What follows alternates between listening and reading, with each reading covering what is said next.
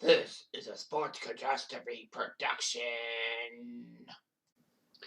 Hey there, Heather, ho there. It's Jeff Cutter. I welcome you to another Sports Catastrophe birthday boy. And the birthday boy today is, well, you see it's a picture. You might not recognize who he is, but I'll get to him. So context on this guy. What comes to mind when I say Doug Jarvis, Cal Ripken, and Brett Favre? Hall of Famers? Actually, no, because Doug Jarvis isn't a Hall of Famer. Think of it. Well, obviously, Cal Ripken should give you a hint. Yep. No, not all of them play for a team in Baltimore. And none of them are all shortstop. They're different players for different leagues, silly. All wearing number 4? No, Cal Ripken wore number 8. Fine, I'll give you the answer. They're all Ironmen in their respective sports. Cal Ripken, as we all know, had the 2,600 plus game consecutive streak in baseball. Well, baseball's not as grueling not as physical as the other sports. Football has Brett Favre, having that record. I mean, he quarterbacked all these consecutive games. Like, honestly, football is the most demanding physical sport there is. And hockey is just as physical. But anyway, Doug Jarvis lasting all those games for some reason. I say, 964, wasn't it? Oh, that was 864. Yeah, 964 straight hockey games. Well, this guy's the NBA holder with 1,192 consecutive regular season games. And he played for the Lakers, Suns, Mavericks, and Heat.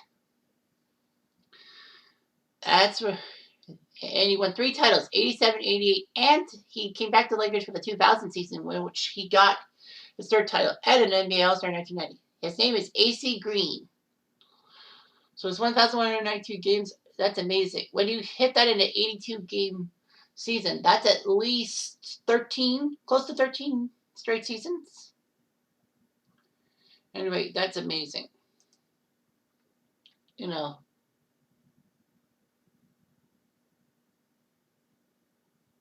So AC Green would attend Oregon State University. Oregon State was a decent school. Oh, that's the school that Kerry Payton went to. So anyway, he was a decent player for Oregon State. The Lakers needed to draft somebody in the 1985 NBA draft, and they had him. I believe they had the last pick because they were the NBA champions in the first round. No, I guess not. Boston had the last pick. Oh, I guess they do it by record or something. But anyway, the second last pick in the first round went to the Lakers, and they took AC Green. Famous people picked in the first round. Of course, this was the Patrick Ewing draft that the Knicks kind of had been gift wrapped the number 1 spot by David Stern. Xavier McDaniel was drafted by Seattle, although he would do much better as a Boston Celtic. Chris Mullin was drafted by Golden State. Devlin Shrimp was drafted by Dallas, although he would be better known as an Indiana and Seattle guy. Charles Oakley was drafted by Cleveland, although he'd be better off as a New York Knick. Karl Malone was drafted in this 85 draft by Utah. Joe Dumars was drafted by Detroit. But AC Green was drafted by the LA Lakers with their first pick in the 85 draft.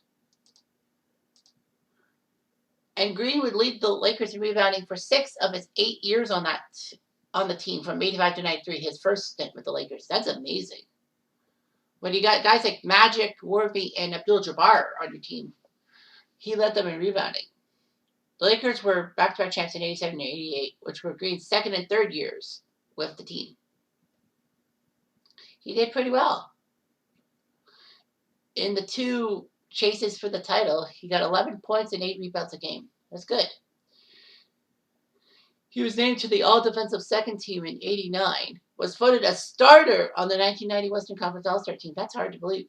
It took 4th in field goal percentage.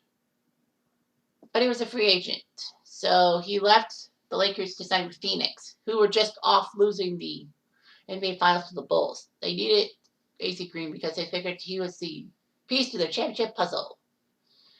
Well, he did pretty well, 14 points a game for the 94 team, but the Suns were out in the conference semis. He would contribute scoring and rebounding numbers for the Suns, but they just couldn't get over the hump of that.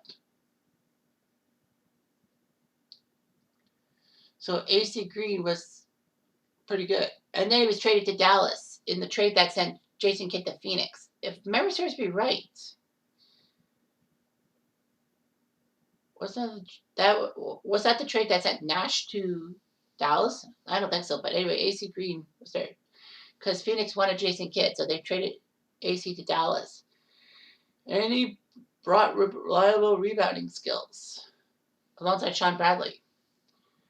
But November 20th, 1997 was his golden time because that was when he hit his 907th consecutive game, becoming the all-time Ironman, surpassing Randy Smith's record of 906.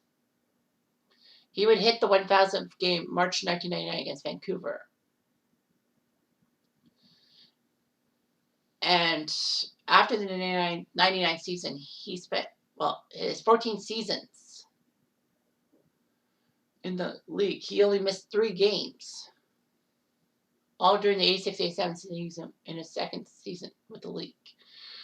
But Green would be traded back to the Lakers for Sean Brooks and a draft pick. During his second stint with Los Angeles, he helped the Lakers win the NBA title. So he looked pretty good. And then he would play his final year with Miami. So his 1,192 consecutive games started in November 1986 and ended with his final game of his career when Miami beat Orlando in 2001. That's amazing. How you could go that far. He only missed 3 games throughout his entire career. As I said, this was his second season. AC Green was a really devout Christian. He was known for proclaiming that he began and ended his NBA career as a virgin bachelor. He abstained from smoking or drinking, even refusing to spray champagne for the cameras after winning championships. In his rookie year, his teammates actually sent a woman to tempt him to compromise his commitment, but they failed. So, in 1989, he established the AC Green Youth Foundation, which operates youth camps to promote abstinence until marriage.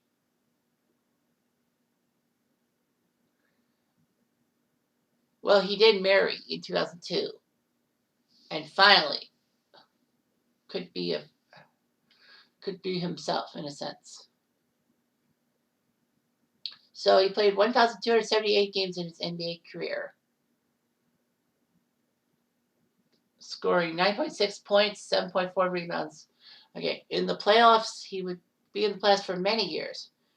He was in the playoffs 13 times in his career with 153 games, and he ended up only averaging 8.7 rebounds per game, but it doesn't matter. But man, AC Green's a hero for 2 reasons. Number one, for the fact he holds the record for most NBA games played, consecutive NBA games played, and you got to do like 13 straight years of not missing a game. That's amazing. Even LeBron can't do that. And second, for his abstinence pledge, which seemed to be a little awkward, but you don't know the life of a Christian athlete. Anyway, I'm Jeff Diamond. Adu.